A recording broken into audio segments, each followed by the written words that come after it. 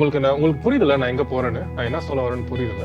புரியுது, புரியுது. What is right for him is different for you. And உனக்கு என்ன சரியோ அது அவருக்கு வேற மாதிரி இருக்கும்.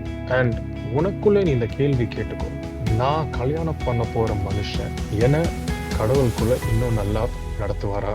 இதுதான் உங்களை வேற வேற மனுஷங்களா பிரிக்குது. ஏன்னா அவர் வளர்ந்த விதம் வேற, நீ வளர்ந்த விதம் வேற. அவர் வளர்ந்த விதத்தை வச்சு அவர் வாழ போற எதிர்காலம் வேற, நீ வளர்ந்த விதத்தை வச்சு நீ வாழ போற எதிர்காலம் வேற.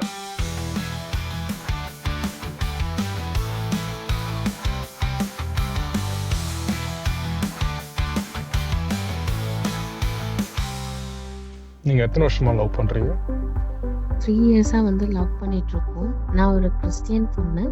அண்ட் மோரோவர் எங்க ஃபேமிலியில எல்லாருமே வந்து கிறிஸ்டியன் தான். சர்ச் போயிட்டு ரொம்ப பக்தியா இருக்கிற பொண்ணு. அண்ட் நான் ஒருத்தரை லவ் பண்றேன். அவங்க வந்து ஹிந்து. எங்க 2 பேருக்குமே வந்து தடையா நிக்கிறது ஒண்ணே ஒண்ணு மட்டும்தான். அது என்னன்னா ரிலீஜியன் மட்டும்தான். அவங்க நிறைய விஷயத்துல ஹிந்து முறைப்படி தான் நடந்துப்பாங்க. என்னையும் அப்படி நடக்க சொல்லிட்டு இருக்காங்க. கிறிஸ்டியன்னாலே வந்து ஒரு சில இடங்களுக்கு போகக்கூடாது, இப்படி இருக்கணும் அப்படி இருக்கிறதுனால அவங்க ஹிந்துல விளக்கேற்றதா இருக்கட்டும், இந்த மாதிரி காரியங்கள்லாம் என்ன பண்ண சொல்றாங்க. எனக்கு இப்போ கொஞ்ச நாளா அது வந்து கொஞ்சம் பிடிக்காத மாதிரி இருக்கு. ஏன்னா 2 பேருக்கும் மனசு ஒத்து போய் தான் லவ் பண்ணோம். இப்போ வந்து எங்க வீட்ல வந்து நாங்க பேச போறோம். ஆனா வந்து 2 பேருக்கும் வந்து இப்போ இந்த ரிலீஜியன் வந்து தடையா இருக்கிறது எனக்கு ரொம்ப பயமா இருக்கு. ஏன்னா இங்க நான் சொல்றத அவங்க கேட்க மாட்டாங்க. எனக்கு இதுக்கு என்ன பண்றதுன்னு தெரியல. அண்ட் நான் அவரை விரும்பிட்டேன். ஸோ அதான் உங்களுக்கு கால் பண்ணி நான் ஒரே ஒரு கேள்வி கேட்கணும்னு ஆசைப்படுறேன். உங்களோட ஃபெய்த்த அவரை ரெஸ்பெக்ட் பண்றாரா? ரெஸ்பெக்ட் பண்றாங்க. ஆனாலும் கொஞ்சம் அவங்களோட வழக்கப்படி நடக்கணும்ன்றதையும் அவங்க சொல்றாங்க. சரி, இன்னும் ஒரே ஒரு கேள்வி. நீங்க 2 பேரும் எப்போது உங்க ஃபியூச்சர் லைஃப், உங்களுக்கு பிறக்க போற ஃபியூச்சர் பிள்ளைகளை பத்தி பேசியிருக்கீங்களா? பேசியிருக்கோம். இவ்வளோ டீப்பா நாங்க பேசுனது கிடையாது. அப்படியே போற இதுல போயிட்டே சரி Helen, see, but I want to ask you a few questions. இது வந்து நீங்களா யோசிச்சு எனக்கு நீங்க பதில் சொல்லணும். இந்த கேள்விகள்ல ஒரு கேள்வி கூட இல்ல என்னால இப்படி பண்ண முடியாது, இதுக்கு நான் ஃபிளெக்சிபிளாவே இருக்க மாட்டேன் அப்படின்னு இருந்துச்சுன்னா, உங்க இடத்துல நான் இருந்தா நான் இதை உடச்சிட்டு நான் வெளியே வருவேன். நான் வந்து 2 பேரோட மதத்தை நான் வந்து பிரிச்சு வச்சு ஒருத்தரை கீழே போட்டு நான் பேச விரும்பல. நான் அந்த மாதிரி நான் பேசவும் மாட்டேன். ஆனா சில இந்த கேள்விங்க நீ கொஞ்சம் யோசிச்சு பதில் சொல்லணும். முதல் கேள்வி, இன்னைக்கு உங்களுக்கும் அவருக்கும் கல்யாணம் ஆகி கொஞ்சம் வருஷங்களுக்கு அப்புறம் உங்களுக்கு பிள்ளைங்க பிறக்கும் போது உங்க பிள்ளைங்களை எந்த மதத்துல வளர்ப்பீங்க? கண்டிப்பா என்னோட மதத்துல தான் நான் வளர்ப்பேன். So you want your kids as Christians, correct? Yes. ஆனா அவரும் ஃபிளெக்சிபிளா இருக்காரு. அதாவது அவங்களோட பசங்களை ஹிந்துல தான் வளர்ப்பேன்னு. ஏன்னா இன்னைக்கு உங்களை கோயிலுக்கு கூட்டு போறவர் நாளைக்கு உங்க பசங்களை கோயிலுக்கு கூட்டு போவார். ஆமா. நான் அவர் பண்றது நான் தப்புன்னு சொல்ல. அவர் வளர்ந்த விதத்துக்கு அவர் பண்றது கரெக்ட். நீங்க வளர்ந்த விதத்துக்கும் உங்க வாழ்க்கைக்கும் நீங்க பண்றது கரெக்ட். 2 பேரும் நீங்க வேற. You are not the same, Helen. நீங்க அவரை நேசிக்கிறதால அவர் உங்களை நேசிக்கிறதால நீங்க 2 பேரும் ஒண்ணுன்னு கிடையாது இந்த விஷயத்துல. You both are very different people. நீங்க 2 பேரும் வேறு விதத்துல வளர்ந்த 2 மனுஷங்க. இப்ப 2வது கேள்வி, உங்க 2 பேருக்குமே செட் ஆயிடுச்சுன்னு வச்சுக்கோங்க. அவருக்கு பிரச்சனை இல்ல உங்க பசங்க எப்படி வளர்றாங்களோ, உங்களுக்கும் பிரச்சனை இல்ல உங்க பசங்க எப்படி வளர்றாங்க. ஆனா உங்க ஃபேமிலிஸ் இன்வால்வ்டா இருப்பாங்கல்ல? ஆமா.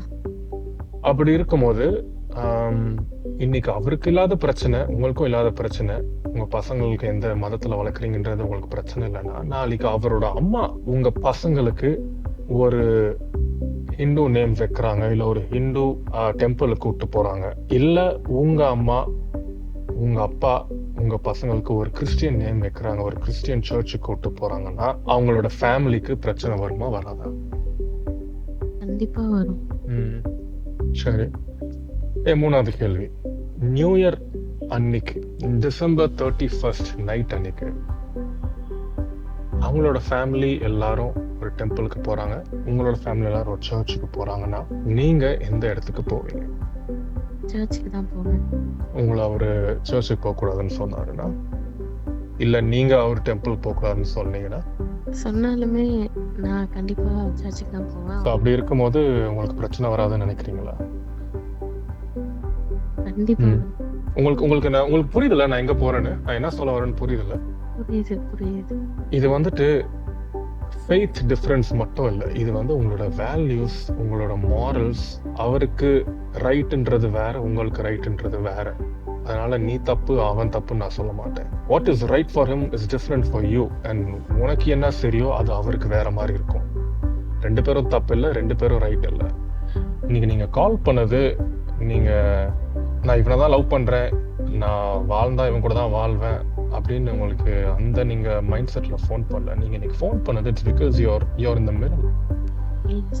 உனக்கு டவுட்ல இருக்கிற, இதுக்கப்புறம் நீ போலாமா, இதுக்கப்புறம் இது கண்டினியூ பண்ணலாமா, இல்லை இதை முடிச்சிடலாமா, நிறுத்திக்கலாமா அப்படின்ட்டு இருக்கு. ஏன்னா அவங்க 2 பேருக்குள்ள இப்போ வர வேறுபாடுகள், நீங்க இன்னைக்கு அவசரப்பட்டு ஆசைப்பட்டு கல்யாணம் பண்ணிட்டு 5 வருஷம் கழிச்சு இது செட் ஆகல நினைச்சிட்டு டிவோர்ஸ் பண்றது இட் இஸ் பாயிண்ட்லெஸ். அதுக்கு அந்த முடிவை நீ இப்பவே எடுக்கலாம். நீங்க வீட்டுக்கு இந்த விஷயத்த சொல்றதுக்கு முன்னாடியே உங்களுக்குள்ள இவ்வளோ பிரச்சனைகள்னா, when your families are involved, இன்னும் 100 மடங்கு பிரச்சனைகள் வரும் Helen. Whatever you tolerate while dating will multiply 10 times in marriage. நீ லவ் பண்ணும்போது என்னெல்லாம் சகிச்சு அட்ஜஸ்ட் பண்ணிட்டு போறியோ அந்த பிரச்சனைகள்லாம் கல்யாணத்துக்கு அப்புறம் 10 மடங்கு பெருகும். அண்ட் உனக்குள்ளே நீ இந்த கேள்வி கேட்டுக்கோ, நான் கல்யாணம் பண்ண போற மனுஷன் என கடவுளுக்குள்ள இன்னும் நல்லா நடத்துவாரா? ஏன்னா உனக்கு உன்னோட வேல்யூஸ் முக்கியம், அவருக்கு அவரோட வேல்யூஸ் முக்கியம்.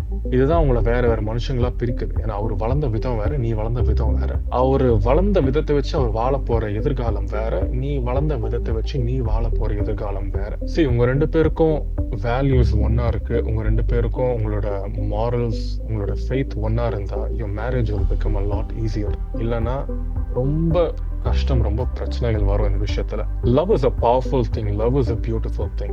ஒரு நல்ல மனுஷனா இருக்கிறதுக்கும் ஒரு நல்ல கல்யாண வாழ்க்கைய வாழ்றதும் is 2 different things. ஸ்டூல் மாதிரி ஒரு 3 கால் உள்ள ஒரு ஸ்டூல்.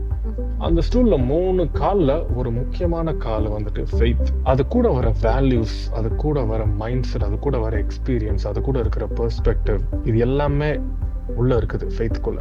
அந்த 3 கால்ல ஒரு கால் உடைஞ்சிட்டா கூட அந்த ஸ்டூல் இஸ் யூஸ்லெஸ். அந்த ஸ்டூல்ல உட்கார முடியாது. ஒரு லைஃப் பார்ட்னரை சூஸ் பண்றது இன்னைக்கு நீ சந்தோஷமா இருக்கிறதுக்கு மட்டும் இல்லை, உன் ஃபியூச்சர்ல நீ அவர் கூட life and faith and all other journeys ஒன்னா நடக்க முடியுமா? அதுதான் it actually helps you choose a right life partner.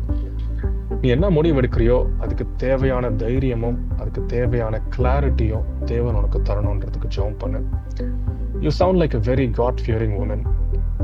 அப்படி இருக்கும்போது உனக்கு நல்ல ஒரு future I hope and I pray that God shows you. And I hope and I pray that God gives you the courage to take necessary choices for your life.